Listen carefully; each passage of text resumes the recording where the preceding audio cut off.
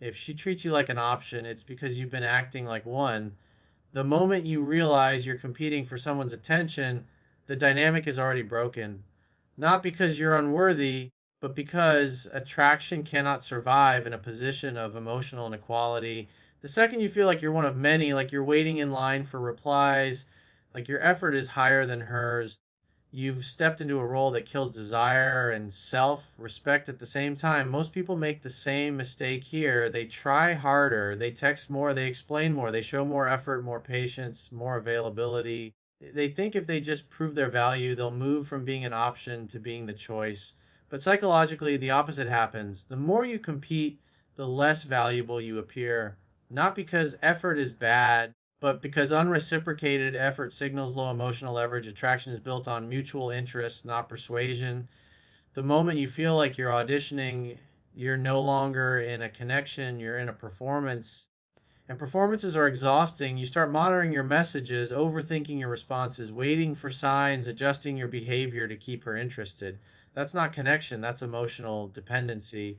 The harsh truth is when someone treats you like an option, it's because they believe you'll stay available no matter how little they invest.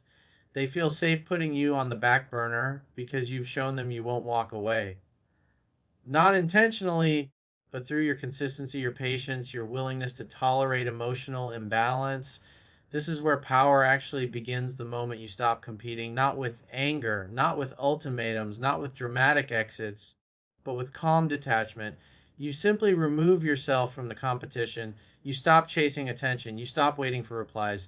You stop prioritizing someone who doesn't prioritize you. And something interesting happens when you do that. The emotional pressure disappears. You stop feeling anxious. You stop feeling rejected. You stop measuring your worth through someone else's interest.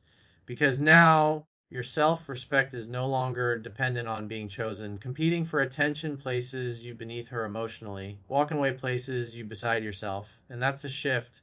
You're no longer asking, how do I make her choose me? You're asking, why am I choosing someone who sees me as optional?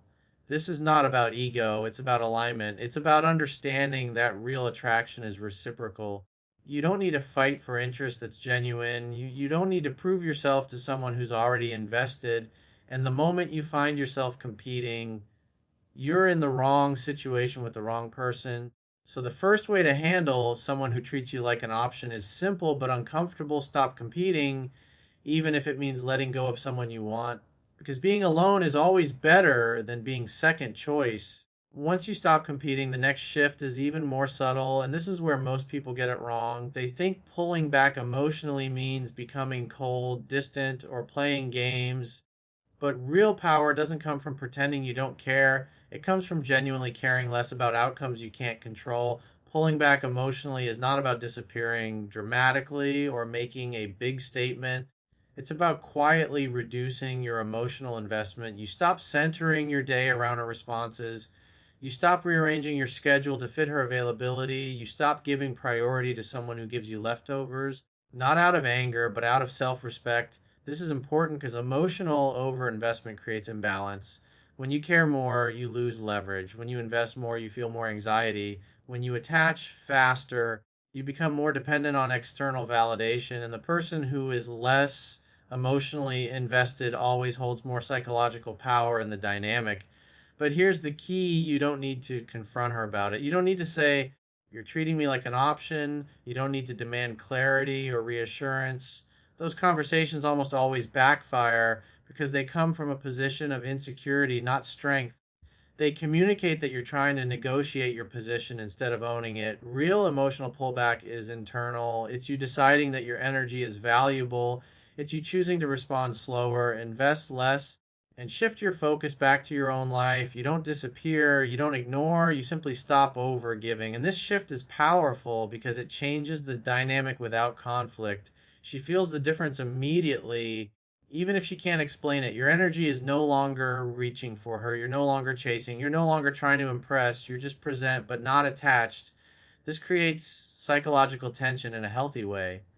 Not anxiety, but awareness. She starts noticing that she's no longer the emotional center of your world, that she's not being prioritized automatically, that you're no longer reacting to every message or lack of message. And that subtle shift forces her to reassess the dynamic, not because you manipulated anything, but because you stopped giving emotional access without reciprocity. And here's the deeper part: pulling back emotionally protects you regardless of what she does. If she steps up, great. If she doesn't, you're already detached enough not to be affected. You're no longer stuck in emotional limbo. You're no longer waiting to be chosen. You move from emotional dependence to emotional sovereignty. Your mood, your confidence, your sense of worth is no longer tied to someone else's attention. And that's real freedom, because the goal is not to make her chase you. The goal is to stop chasing people who don't choose you.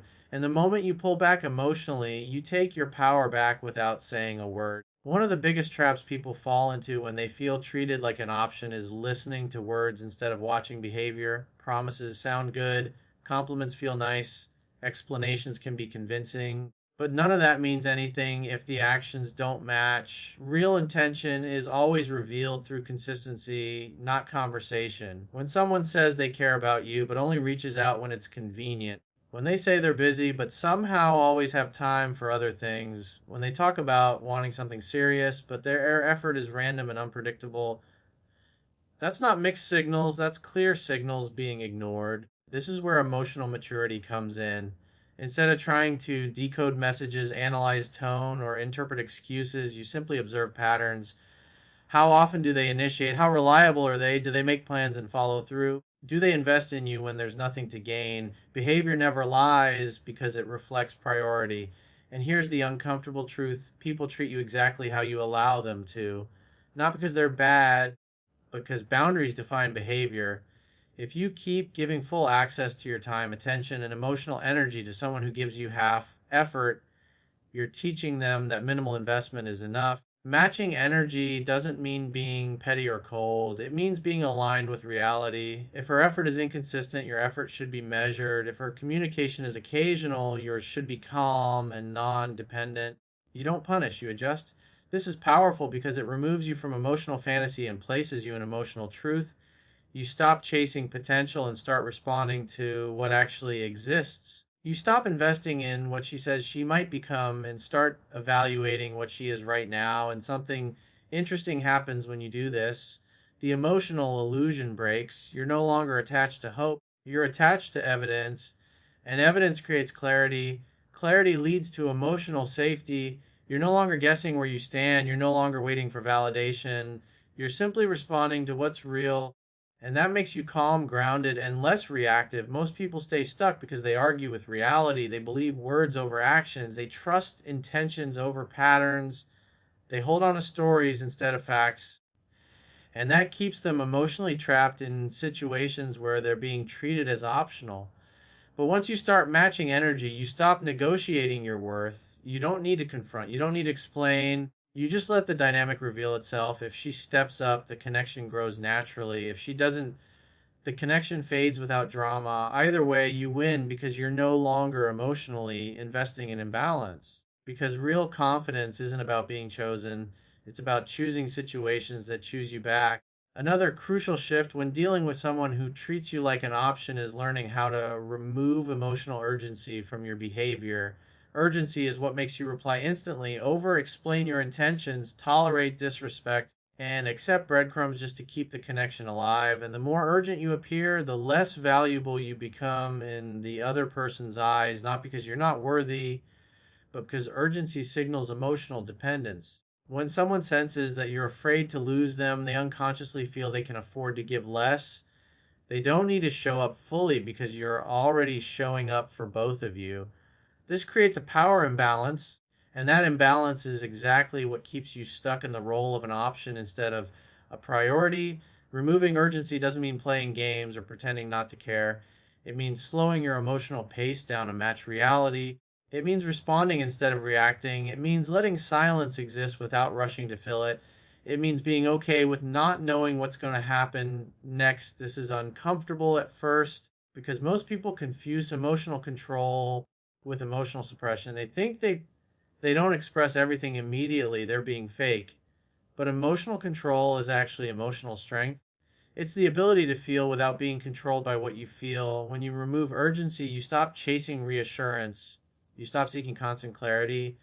You stop needing to define the relationship prematurely. You allow the other person to reveal their level of interest through time, not pressure.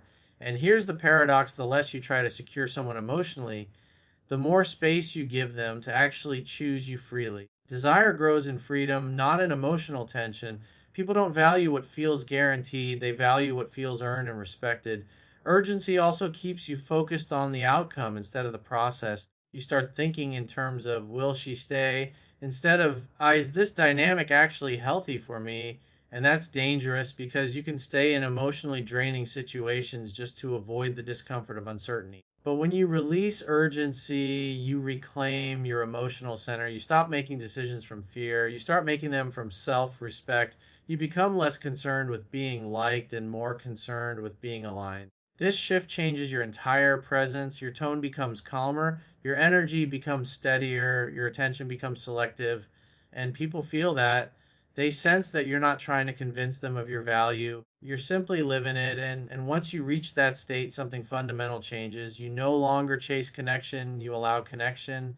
And anything that requires you to beg, rush, or perform for it is no longer something you're willing to call love.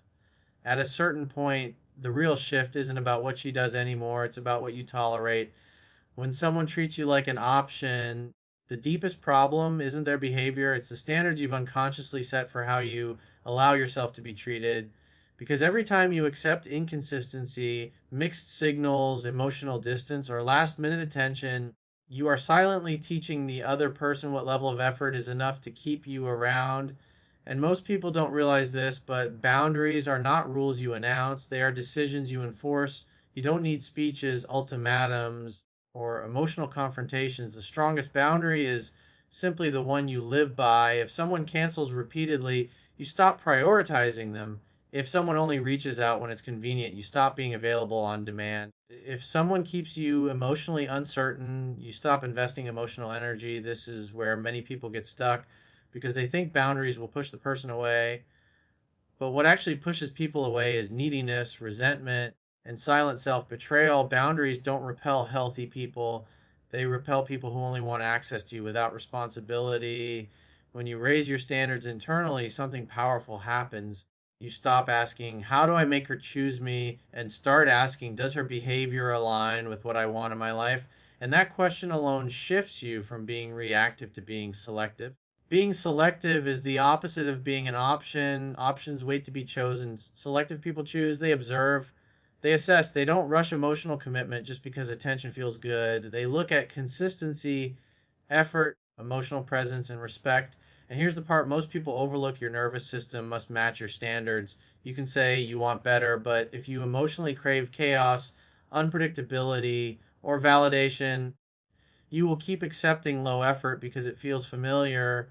Real boundaries feel boring at first. They feel quiet. They feel slow, but they are stable. This is why walking away from low value dynamics is so hard, not because you're weak, but because your body has associated emotional intensity with connection. So when things are calm and respectful, it feels empty. But when things are inconsistent, it feels alive. The work is retraining yourself to associate peace with attraction, to recognize that real interest doesn't create anxiety, it creates clarity. Real connection doesn't make you overthink, it makes you grounded. And once you operate from that place, you don't need to convince anyone of your worth. You naturally stop accepting half energy, half effort, and half presence. You stop negotiating your self respect for attention. You become someone who doesn't need to demand to be treated as a priority because you already treat yourself that way. At the final level, it all comes down to identity, not tactics, not strategies, not even boundaries, but who you believe you are when no one is choosing you in the moment. Because the deepest trap of being treated like an option isn't external rejection, it's internal permission. The moment you see yourself as someone who must compete for attention, you automatically place yourself beneath whoever you're pursuing. And this is where everything flips. When your identity shifts from, I hope I'm enough, to, I know what I bring, your entire emotional posture changes. You no longer chase energy, you generate it. You no longer wait for interest, you attract it through presence, purpose, and self respect. You don't look for validation in text, calls, or reactions. You look for alignment in behavior. Most people think confidence is loud, but real confidence is quiet. It's the ability to sit in silence without needing to fill it. It's the ability to walk away without making a scene. It's the ability to be misunderstood and still remain centered. And that kind of identity is built in solitude, not in relationships. It's built when you keep your promises to yourself, when you train your body, when you develop your skills, when you pursue goals that don't involve anyone's approval, when you say no to distractions that pull you away from your future. Because the truth is, attraction doesn't come from trying to be chosen, it comes from building a life that feels complete with or without someone. When your life is full, people feel it. They sense that you are not trying to extract something from them, you are inviting them into something you've already created. And paradoxically, this is what makes people either step up or step away. Those who are capable of meeting you at that level feel inspired. Those who only wanted easy access feel exposed. So being treated like an option becomes a gift. It reveals who lacks emotional capacity. It shows you who is not aligned with your future. It saves you time, energy, and emotional debt. You stop asking why someone doesn't choose you and start appreciating when someone disqualifies themselves. And at that point, you don't need revenge, closure, or explanations. Your growth becomes the closure. Your standards become the filter. Your peace comes the proof. Because the ultimate power move is not being chosen, it's becoming someone who never again has to beg to be.